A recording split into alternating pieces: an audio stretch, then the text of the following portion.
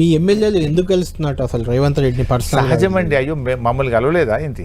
Congress party ఇంటికి వెళ్ళి కలవడం క్యాంప్ ఆఫీస్ లేదు కదండి. ఆయన ముఖ్యమంత్రి గారు ఎక్కడ అపాయింట్మెంట్ ఇస్తే అక్కడ పోయి కలుస్తారు. దానికి ఏముంది? అపాయింట్మెంట్ అడిగినప్పుడు సెక్రటరీలు ఇస్తే సెక్రటరీ పోతారు, ఇంటి దగ్గర ఇస్తే ఇంటి దగ్గర పోతారు. దానికి అంత మాత్రాన దానికి ఏదో ఇది వాళ్ళంతా వాళ్ళే స్పష్టం చేసింది. ఇన్ఫాక్ట్ నేను కాదు, నెక్స్ట్ డే ప్రెస్ మీట్ పెట్టి పుట్టుక బీఆర్ఎస్ లోనే చావు బీఆర్ఎస్ పార్టీలోనే అని చెప్పి కూడా అంతకంటే పెద్ద మాట ఇంకేముంటుంది? అంత స్పష్టంగా చాలా మంది నేతలు కాంగ్రెస్ లో గురించి చెప్పిన నేతలు మీ పార్టీలో వచ్చి చేరిపోయారు నెక్స్ట్ డే గతంలో. I don't think our party MLAs will leave. ఒక్క మనిషి కూడా పోరు.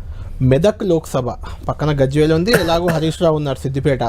ఆ రెండు నియోజకవర్గాల బలంతో మెదక్ లోక్సభ తప్ప ఇంకా గెలిచే అవకాశం ఎక్కడా లేదు బీఆర్ఎస్. కానీ దానికి విమర్శలకు ఏం చెప్తారు? మీకు ఎన్ని సీట్లు వస్తాయనుకుంటున్నారు లోక్సభ ఎన్నికల్లో? ఈ రెండు పార్టీల కంటే మాకే ఎక్కువ సీట్లు వస్తాయి. ఈరోజు కాంగ్రెస్ బీజేపీల కంటే కూడా మేము ఎక్కువ సీట్లు సాధిస్తాం. నంబర్ 1. నంబర్ 2, ఇవాళ ఎందుకంటే ప్రజలకు ఒక క్లారిటీ ఉంది. ప్రశ్నించే గొంతుక కావాలి. గల్లీలు ఎవడున్నా, ఢిల్లీలు ఎవడున్నా తెలంగాణ కోసం పోరాడేవాడు, తెలంగాణ ప్రయోజనాలను నిలబెట్టేవాడినే గెలిపించాల్సినటువంటి అవసరం ఉంది. ఎందుకంటే ఈరోజు మీరు ఆలోచించండి, లోయర్ సీలియర్ పవర్ ప్లాంట్ను 7 మండలాలను ఆంధ్రాలో కలిపినప్పుడు గొంతు విప్పింది, పోరాడింది బీఆర్ఎస్. బీజేపీ బిల్లు పెట్టింది, కాంగ్రెస్ మద్దతు ఇచ్చింది. ఇవాళ కేఆర్ఎంబీ విషయంలో 10 ఏళ్ళు మేము కేఆర్ఎంబీ ప్రాజెక్ట్కి ఇవ్వకుండా మేము ఆపినాం. ఇవాళ బీజేపీ వాళ్ళు ప్రతిపాదన పెట్టిండ్రు, ఢిల్లీలో పోయి కాంగ్రెస్ ప్రభుత్వం సంతకాలు పెట్టి కేఆర్ఎంబీకి మన ప్రాజెక్టులను అప్పచెప్పినటువంటి పరిస్థితి మనం చూస్తున్నాం. అందువల్ల ఈ రాష్ట్ర ప్రయోజనాలు కాపాడాలంటే ఖచ్చితంగా బీఆర్ఎస్ గెలవాలి. నంబర్ 1. నంబర్ 2, ఇలా కేంద్రంలో కాంగ్రెస్ పార్టీ గెలిచే పరిస్థితి లేదు. ఈ కాంగ్రెస్ పార్టీ 420 హామీలు అమలు కావాలంటే, కాంగ్రెస్ మెడలు వంచి మేము ఆ హామీలు అమలు చేయించాలంటే బీఆర్ఎస్ పార్టీ గెలిస్తేనే మేము వాళ్ళ మీద ఒత్తిడి పెట్టగలుగుతాం. ఎందుకంటే డిసెంబర్ నెలలోనే చేస్తామని వాళ్ళు చేయలేదు కదా.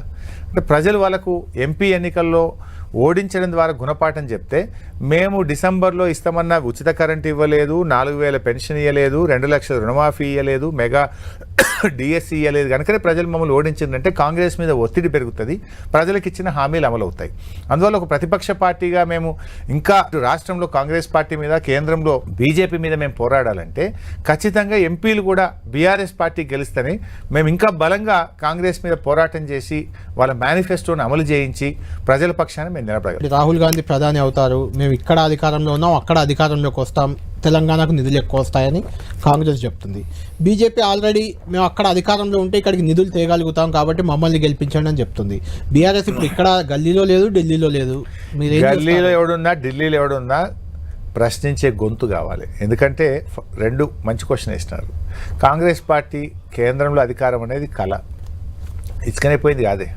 మమతా బెనర్జీ పాయే, ఆమ్ ఆద్మీ వెళ్ళిపోయే, సిపిఎం పార్టీ వెళ్ళిపోయే, నితీష్ కుమార్ వెళ్ళిపోయి, ఇంకెక్కడి కాంగ్రెస్ అధికారం? అది ఇచ్చుకపోయింది, అయిపోయింది దాని పని.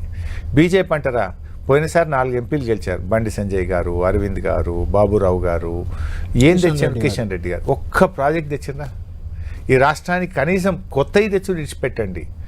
రాష్ట్రానికి హక్కుగా రావాల్సినటువంటి విభజన చట్టంలో ఉన్నటువంటి బయ్యారం ఉక్కు ఫ్యాక్టరీ, వరంగల్ కోచ్ ఫ్యాక్టరీయో, లేదా సిమెంట్ కార్పొరేషన్ ఆఫ్ ఇండియా ఆదిలాబాద్ను తెరిపించే విషయంలో ఏం సాధించింది? వీళ్ళు పోరాడలేరు, వీళ్ళు గొంతు విప్పలేని పరిస్థితి. అందువల్ల రేపు పార్లమెంట్లో ప్రశ్నించాలన్నా, తెలంగాణ ప్రయోజనాల మీద గట్టిగా పోరాటం చేయాలంటే అదొక బీఆర్ఎస్ పార్టీ మాత్రమే చేయగలుగుతుంది. సో కాంగ్రెస్ గెలిచేది లేదు, కేంద్రంలో అధికారంలోకి వచ్చేది. బీజేపీ గెలిచింది, ఆల్రెడీ మనం 4 ఎంపీలను గెలిపించిన కేంద్ర మంత్రి ఉన్న ఈ రాష్ట్రానికి జరిగిన ప్రయోజనం 0. అందువల్ల బీఆర్ఎస్ లాంటి పార్టీ తెలంగాణకు తప్పకుండా ఒక గొంతుకైతుంది. తెలంగాణ ప్రజలకు వాణిని బాణిని ఖచ్చితంగా పార్లమెంట్లో వినిపించగలుగుతాం.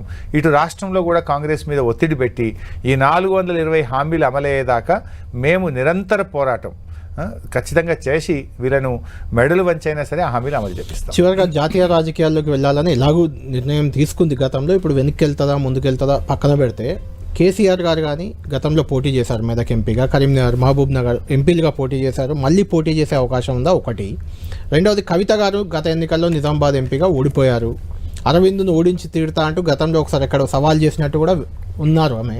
మళ్ళీ నిజామాబాద్ బరిలో దిగుతారా? ఎందుకు అడుగుతున్నా ఈ క్వశ్చన్ అంటే, ఎంపీలు గెలిచే అవకాశమే బీఆర్ఎస్కు లేదు. దమ్ముంటే వాళ్ళని పోటీ చేయమనండి. కేసీఆర్, కేటీఆర్, హరీష్, కవిత ఎవరైనా వాళ్ళే నిలబడని అని సవాల్ చేస్తారు మిమ్మల్ని. తప్పకుండా మా వ్యూహం మాకుంటుంది. ఎక్కడ అనగాలో, ఎక్కడ లెవ్వాలో, ఎక్కడ ఎలా రాజకీయంగా ప్రత్యర్థుల యొక్క వ్యూహాలను చిత్తు చేయాలో ఆ వ్యూహం మాకు కూడా ఉంటుంది. వ్యూహాత్మకంగా వ్యవహరిస్తాం డెఫినెట్గా. అయితే పార్టీలో ఇప్పుడిప్పుడే చర్చలు జరుగుతూ ఉన్నాయి. త్వరలోనే కేసీఆర్ గారు 1వ తేదీ శాసనసభలో ఎమ్మెల్యేగా ప్రమాణ స్వీకారం చేయబోతా ఉన్నారు. దాని తర్వాత మొన్నటి పార్లమెంటు సమావేశాల సమీక్ష సరళిపైన రివ్యూ ఉంటుంది. ఎంపీ అభ్యర్థుల మీద కూడా పార్టీ ముఖ్యులందరితో కూడా కేసీఆర్ గారు రివ్యూ మీటింగ్ పెట్టి ఎవరో ఎక్కడిని పెట్టడం ద్వారా, ఎలాంటి అభ్యర్థులను పెట్టడం ద్వారా మెరుగైనటువంటి ఫలితాలు సాధించవచ్చు అనే దాని మీద పార్టీ అందరం కూర్చొని సమీక్ష చేసుకొని నిర్ణయం అంటే తీసుకుంటాం. ప్రత్యేకించి కేసీఆర్ గారు జాతీయ రాజకీయాలకు వెళ్ళాలనుకుంటే పోటీ చేయాలి కదా. చేస్తారా చేయరా మీరు 4 రోజులు ఓపిక పట్టండి. చేయడం కరెక్టా, చేయకపోవడం కరెక్టా, ప్రతిపక్ష నాయకుడిగా అసెంబ్లీలో ఉంటే పార్టీకి మేలవుతుందా, ఎంపీగా ఢిల్లీలో ఉంటే పార్టీకి మేలవుతుందా, ఈ రాష్ట్రానికి ఏది మేలవుతుంది అనేది అన్నీ కూడా ఆలోచించి పార్టీ నిర్ణయం తీసుకుంటుంది. రైట్.